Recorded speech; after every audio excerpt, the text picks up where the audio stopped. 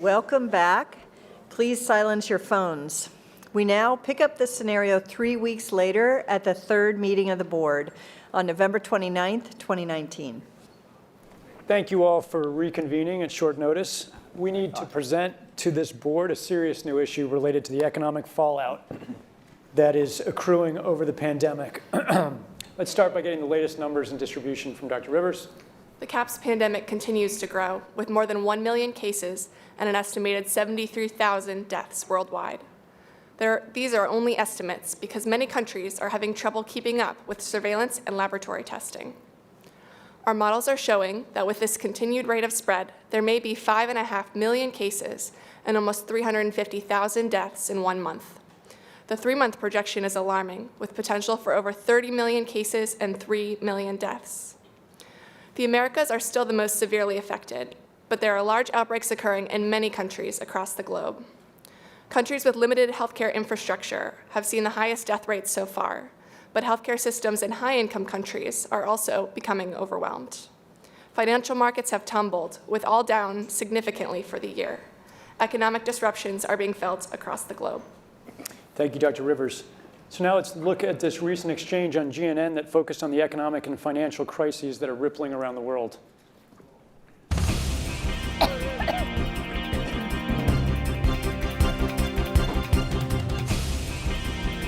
The response to the CAPS pandemic is now the most expensive international emergency ever. Political leaders around the globe are faced with many impossible dilemmas, including financial. We have 2 guests today to discuss the bottom line of catastrophic response. First up is economist Dave Gamble. Are we out of money? The best way to answer that is no, we are not out of money yet. But the fact is we are trending in a dangerous direction and something needs to change. You have been quite vocal about that and generated some controversy along the way. Well, look, you know me. I try to avoid controversy. But come on, common sense says it shouldn't be controversial to suggest a response should prioritize both lives and livelihoods.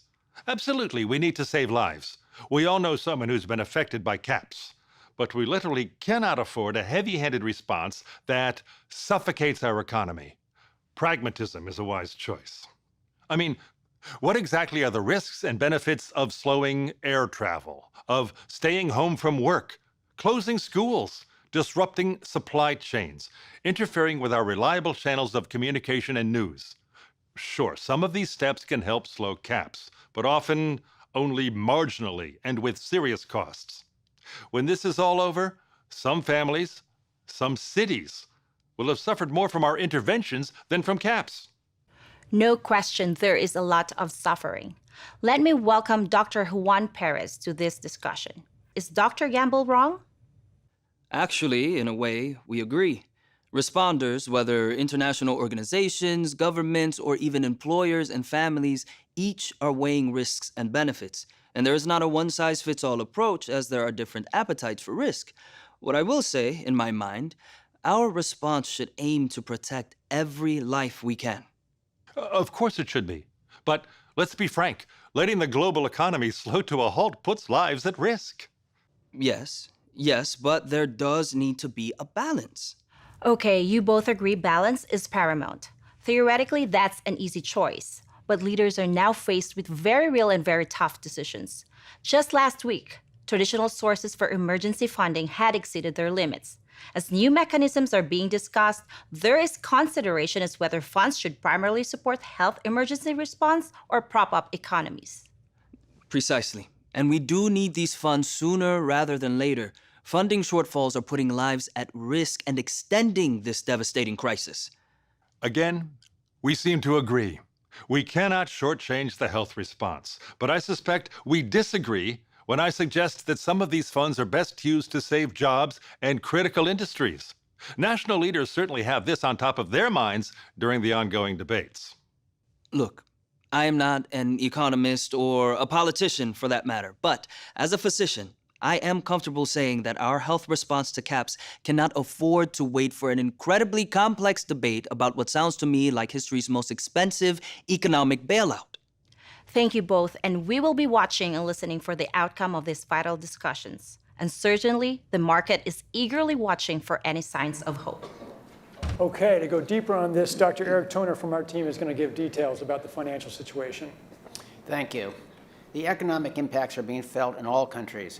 In fact, losses are greater in the wealthier countries despite having fewer cases.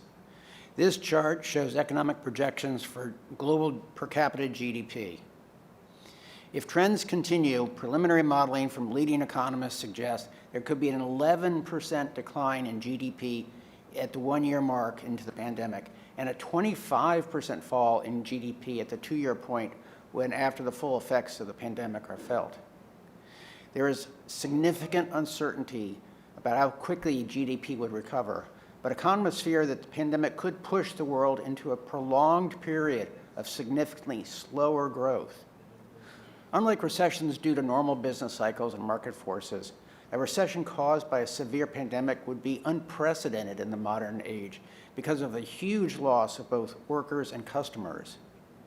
The closest parallel may be the Great Depression, but the anticipated global recession due to the CAPS pandemic could be much deeper, and it could take much longer to recover.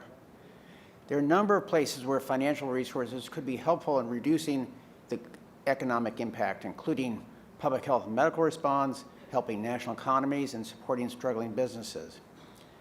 But there are a lot of needs, and there's not enough money to go around. Two organizations that provide loans regularly, the World Bank and IMF, would not have enough money to get us out of this crisis.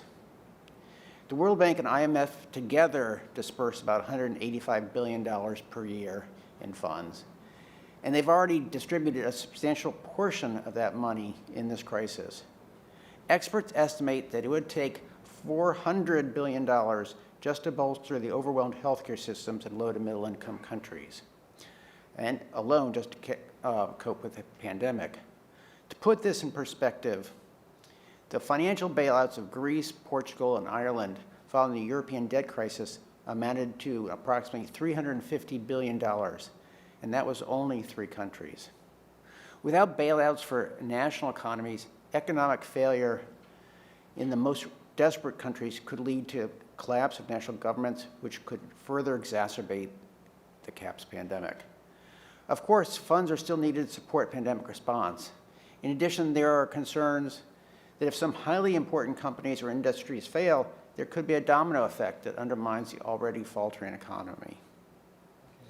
Many countries in the greatest need of financial support have historically been labeled as risky investments due to a combination of economic, social, and political instability. They would be at even higher risk of default now.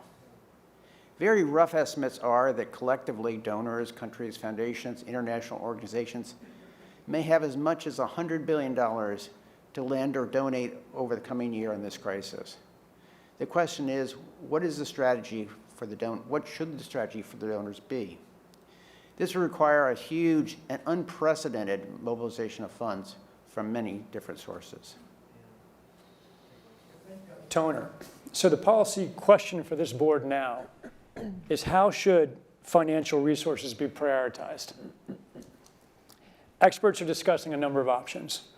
The first option is to direct funds to public health and healthcare systems directly in countries that are struggling to keep those systems functioning in face of the pandemic.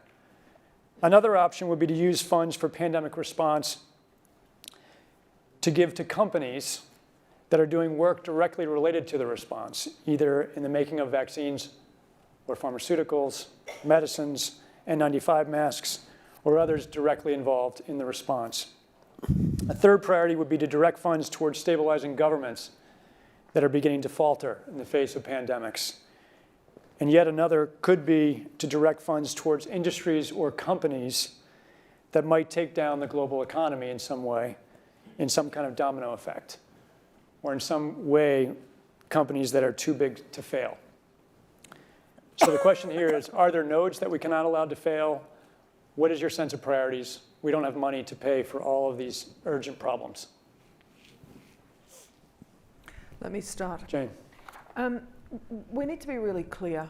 Unless we bring this pandemic under control, at the end of the day, the question of the economy is redundant. So prioritising what we need to spend where we need to spend it to actually get the public health interventions, and that includes the supply chain for PPE and pharmaceuticals, it seems to me is the thing we need to focus on. In truth, and I note the comment that the impact economically on developed countries has been greater than low to middle income countries, that is what has happened previously. This is not unusual. We accept that, and in truth, those developed economies, they do have still a capacity to borrow on the markets, and while some countries are very determined about having surplus budgets, there are times when you dip into your reserves and you sometimes run a deficit. So I don't think we should be prioritising and stepping into the role that domestic governments, particularly where there are competent governments in place, but we certainly should prioritise bringing the pandemic itself under control. And I agree, and I need to add from our constituency that we need help. We need public funding to be able to expand the capacity of our antiretrovirals. Without that, we cannot meet the demand. Okay. Other comments? Yeah, Tim. Yeah, I really think there are two questions here. One is how to find more money, and then how to best allocate that money. And on finding more money, I go back to the suggestion of G20 finance ministers, because I think it's that perspective that's needed to understand where those pools are, both nationally and internationally. David Malpass, the president of the World Bank, makes a big point that there are $15 trillion sitting in zero or negative interest rate settings at the moment. Those who are proprietors of those monies might be interested in using some of them. If it's $500 billion, that's a small portion of them, significant but small. But if that was going to stabilize or have the chance of stabilizing things such that there isn't a massive contraction of the global economy, then that might be a reasonable value proposition to put to that group. Secondly, what are the contingency capabilities of national governments? And this is an area that we found is universally lacking, which is that ability to surge finance. And some countries, because they've been hit multiple times by crises, have developed surge capacity, but many still have no ability for surge capacity. So this would be another one where you could look at national efforts to mobilize resources. Again, as Jane said, borrowing in the near term may buffer in the longer term. And then into the issue of allocation, I think that these are the right things, but I think we have an ability to draw, or would be better informed if we have evidence on where value for money is. Where are the investments that would actually make a difference? Because there is a bit of a problem in these settings, which is people see a gravy train, and everybody says they need $1 billion. And then you look at the implementation capability of some of those institutions, or what it is they're doing, and is there real evidence to support that those things, in fact, would be value added? So I think some discipline with respect to where value for money might be got along those various axes would be helpful. And when you say value, you mean value to what end? Value to the ending of the pandemic? That's right, Okay. as one, or sustaining the livelihoods, because you do have, I think this tension is a healthy tension, right? If you neglect the livelihoods, then it's going to come back and exacerbate the health crisis. So you'll have the indirect health crisis, which is what we saw in West Africa, that many more people were affected by the closure of health facilities and the shutdown of the economy, and the falling of screens like that. That's a pandemic, part of the pandemic. Yes, George. Yeah, we already discussed about the coordination and centralized efforts. So we think about, the system in China. It's good for the public health, actually. So even a good example for the West African outbreak of 2014 for the Ebola, and also the 2009 pandemic H1N1. So obviously, when you centralize the fund from the government, for example, so in China we very quickly we got enough fund to develop a new kind of vaccine for H1N1. So with 89 days, we got a new vaccine available. For 2014 effort to West Africa, So I was in the team. So we went there with your, 1.5 month. We made a decision. We went there. So again, for all this, when you are talking about a prioritized fund, definitely you need a centralized and coordinated effort. Otherwise, the money will disperse somewhere. So you would envision some kind of centralized in the UN system? Are you thinking? No, I'm not saying the What kind of system centralized because system? we are in a risk for pandemic, right? So I'm not seeing the centralized system, centralized effort. You have to take my word. So at the moment we want the funds, right? You need the money. So where's the money?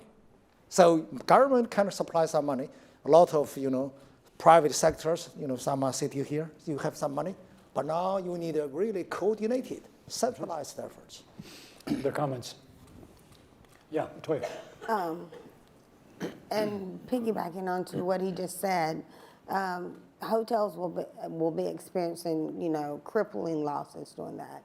And we know that the hotel business in itself makes up 5% of the GDP. And with that being said, we also have to make account for that when we're trying to increase funding and look for extra ways to financially commit to this endeavor that we're on to find a vaccine and to provide resources to, all of our constituents. So. Thank you. Yeah, comments here. I think it's important to recognize that this really is an unprecedented situation, and we need to be willing, governments need to be willing to do things that are out of their historical perspective, or for the most part, it's really a war footing that we need to be on. And massive mobilization of resources is appropriate to stem the tide of this event. So when you say things that they haven't been doing in the past, you're talking about financial mobilization? Correct. In this case? Okay, Brad? We shouldn't underestimate the power of entrepreneurship. And 2008, we saw the GDP go down about 6.5%. I'm not trying to mitigate what the crisis is happening here, but we have time, a little bit of time here. And so the power of entrepreneurs coming, right now, most of our personal protection devices are manufactured in just a few countries. They used to be manufactured in a much broader base around the world. That can happen fairly quickly. We're already seeing things move from different parts of the country to different parts of the world now, and we need to escalate that, whether it's through the government's helping with tax breaks or subsidies of that nature to increase manufacturing of those types of products.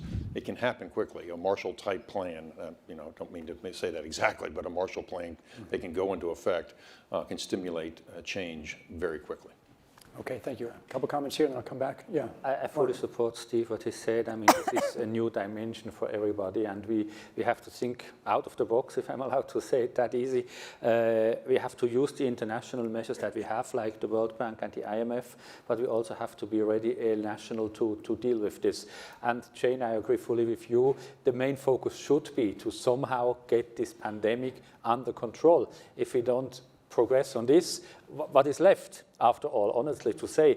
And speaking from my industry, I mean, reality, in a situation like this, many of our competitors would have been gone for the time being. They will be on ground. They will not be able to continue business. And also a major group like Lufthansa Group will be heavily affected. And we depend on governmental support now to be ready for a time after this. I mean, we all hope we get through this, and we have to be ready on limited resources to come back in business all around the globe with all our industries.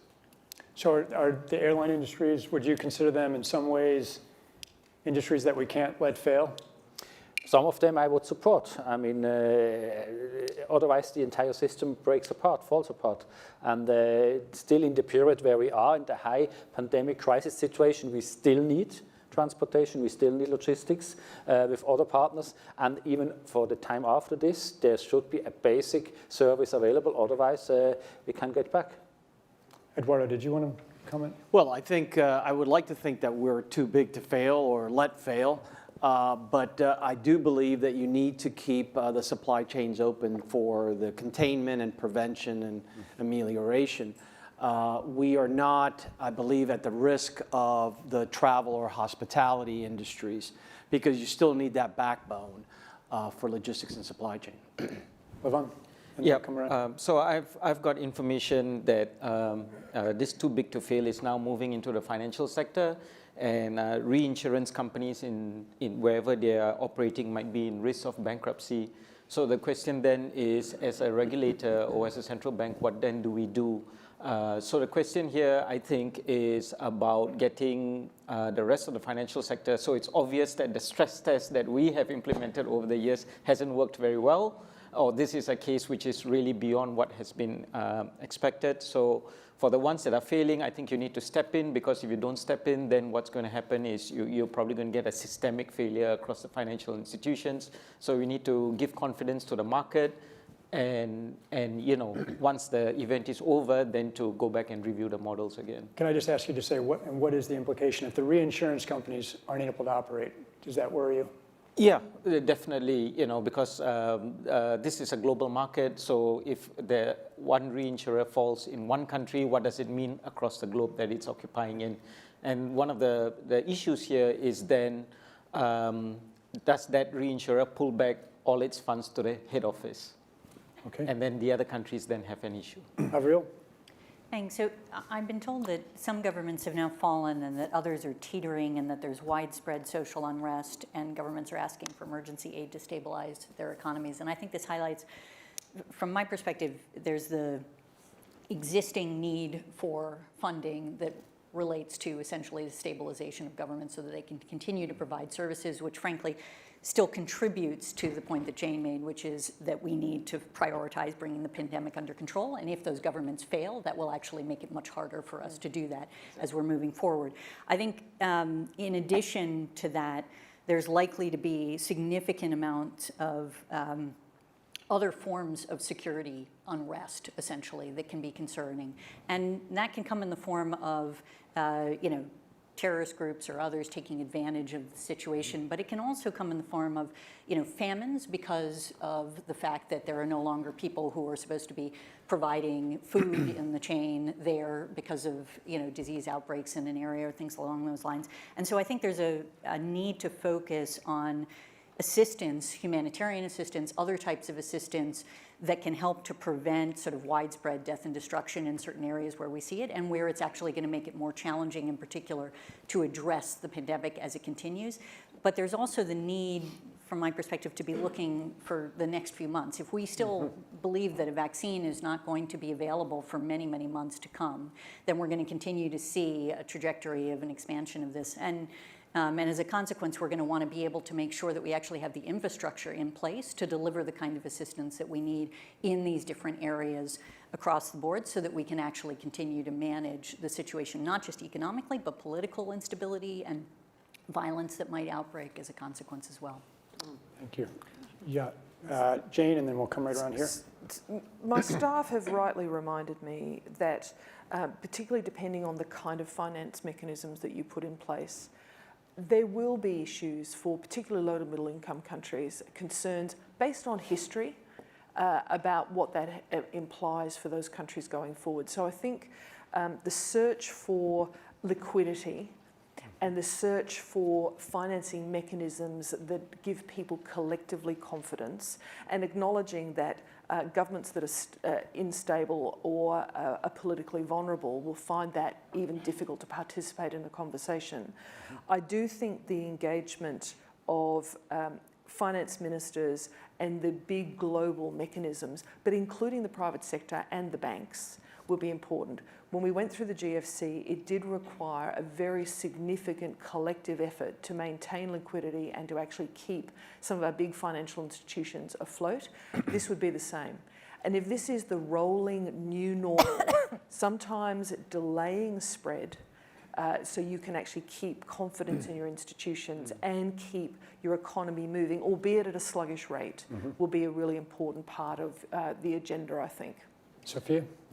Thank you. And just an update that UN leadership has now put out a statement that it views the health and this pandemic as a health and humanitarian crisis. And I note the point that Tim was saying earlier about the healthy tension between lives and livelihood, and that the UN agencies are now calling for the establishment of a pandemic-related trust fund and calling for contributions.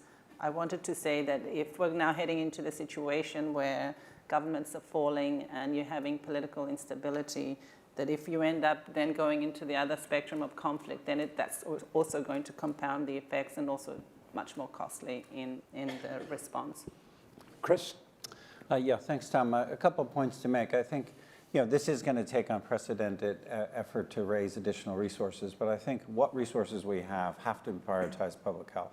It's a little bit like first aid. You have to stop the bleeding. A month ago, we predicted there might be another 1 million cases. That came true. If these projections are true, there are 32 million cases in 3 months.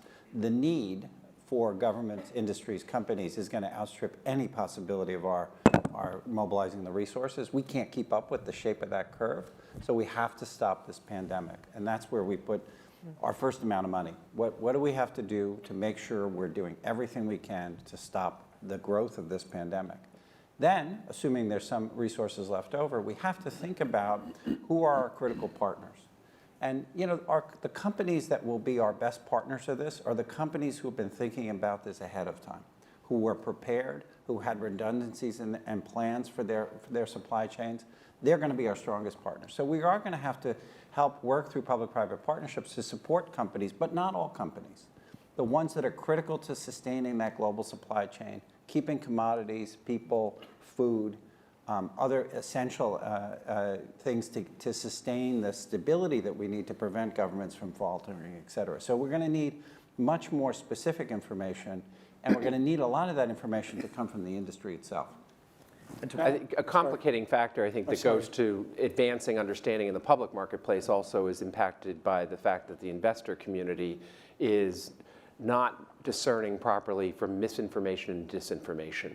And so to your point about public-private, it also is incumbent, I think, to ensure that everybody's advancing genuine understanding of the spread of the epidemic and the efforts being made to mitigate it. Because the investment community needs to be a part of this as well in terms of the role they play in the financial markets. Tim, and then Hasti.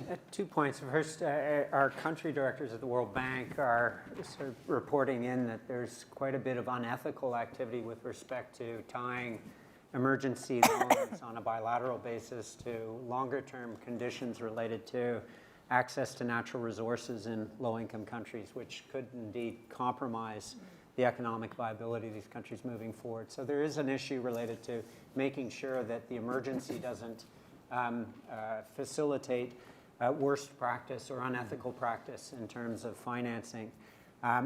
Secondly, I think part of what will stimulate the mobilization of resources, not only having a sense of the cost, but what the return on investment would be if we actually made it over this. And so I think one critical piece is we need to project out, recognizing various scenarios of when we're going to get on top of this.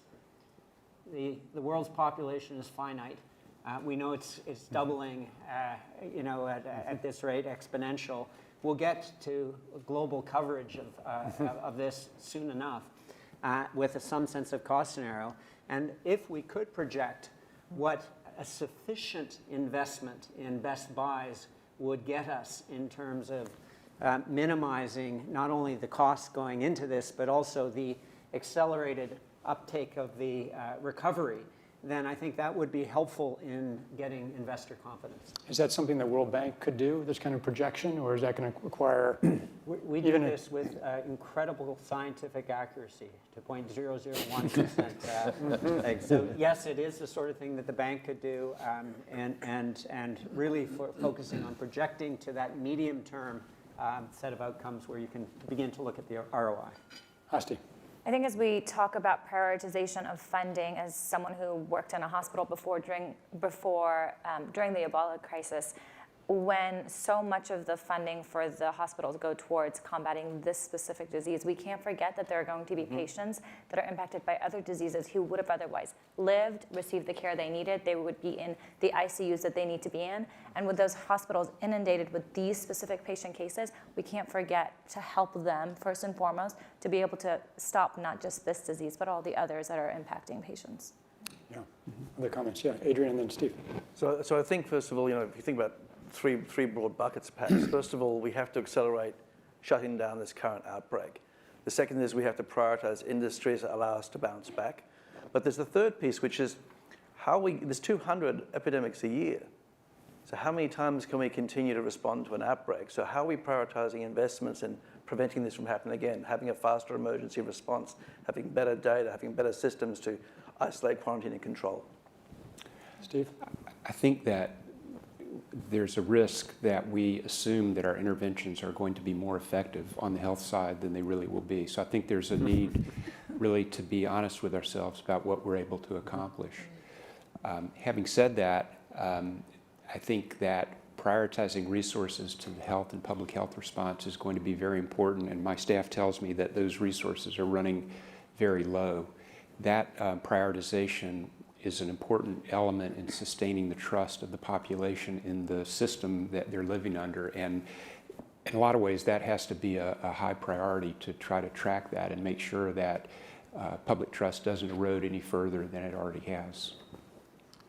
Yeah, Tim. Very quickly on this point, I think the financial resource may be most limited by the human resource, and I don't think we've moved far enough, fast enough in recognizing the need for a global surge capacity with respect to multi-purpose workers that could be deployed in this setting, that are required, have the competencies and can plug into the system in ways that there's no way existing staff could manage all of the challenges. So I just think that we really need to put some serious thinking about what that surge workforce capacity looks like. What are the set of competencies? Where can they get plugged in and really be additional in a setting like this? So just to add kind of a focus back on the last question here as well, a number of people have talked about critical nodes or industries that we can't let fail, or they're critical to our survival through this, or an economic survival. Are there things that we haven't talked about that should be surfaced, nodes that we should? I think to echo what he said, you look at Marriott International and you think hotels, but they are diversified in many different fields. Many people do not know that we have a whole healthcare team across the world of nurses, doctors, and nurse practitioners. So when he says mobilization and getting other healthcare providers to jump in to help with the situation, you can use private sector companies that are diversified in many different areas to help utilize and, really get into the groundwork of what needs to be done to get this accomplished. Okay. Last moment for comments. Well, I think we should acknowledge that since the start of the pandemic, one of our members has succumbed to the disease. And I note that Dr. Chikwe, who was a very upstanding member of this committee, sadly is not with us today because he is fighting the disease. Thank you. Yes. So is there any priority that's on this list before we close? Any priority that we have not talked about that you think should be amongst those that should be receiving global priority for donors financing? Stabilize the foreign governments. I want to add one more comment. Like Sophia said, government is falling. We cannot afford a falling government. We got to make sure we need a strong government here. This is with the point we should address. And I agree with Timothy. We come to a status now where we have to stabilize the resources that we have anyway. If it really falls apart in any sector, we will have resources all around the globe, but how to get them where we want them, how to work them together, how to exchange them, it's beyond borders of companies, of countries, in that status that we are right now. Okay. Final comment, Tim? Oh, sorry. Oh, sorry. Avril? But something that I mentioned earlier, too, that's not up there, I think, which is basically ensuring that we actually have on the list of things that would receive funding, infrastructure that would allow for both public and private sector help for humanitarian assistance that would then actually help to provide to address the challenges that are exacerbating the, the spread of the disease under certain circumstances. Got it. Yeah, real quick, it may be inherent in the prop-up of industry, but trade associations should be added to that. There's some really effective trade associations today, HIDA being one of them, and is bringing manufacturers and distributors together. Henry Schein's part of it, BD, Johnson & Johnson, 3M, that are very effective in collaboration, and just we should make sure we're enabling and empowering them. Okay, Tim, very last comment. quickly, it's not just about allocation, it's about accountability. If you get money out quickly, you've got to get accounts in quickly. We still don't have that capacity, and without it, you don't have confidence the money's being well spent. And can I add one? And that is, notwithstanding the fact that everyone is very stretched, one of the things we always need to do is to learn from the circumstances that we're in. So if we don't use this circumstance to collect data, actually do an analytical sort of check, if you like, which for future circumstances we can then rely on in terms of preparedness, we will also be missing something we should be focused on. Okay. Chris? One other area, it's a modest amount of resource in the context, but also one of the things we've been doing since the start of this pandemic is actually increasing some of our focus on the cutting edge science and research and development. This is an unknown pathogen. We live in a period of amazing scientific discovery that may not have been focused on coronavirus. So we're putting some of our philanthropic resources into cutting edge research on getting countermeasures faster, trying to accelerate that 1 year to a vaccine, trying to reduce the cost, because even though the numbers don't currently reflect it, given the pattern, we're going to see lots of cases in some very poor countries. And so getting the cost of commodities down, getting additional manufacturing capability, and trying to harness the cutting edge of science and technology to maybe help end this pandemic. Thanks. And Steve, true last word. What we're doing here is really a larger version of what we did in the last move, and I would hope that the systems that were put in place to determine how to share the medical resources would be able to operate at this level as well, that they'd be scalable. Thank you, Steve. Thank you all for this discussion. We'll bring these recommendations forward, and we will close this meeting and reconvene as needed.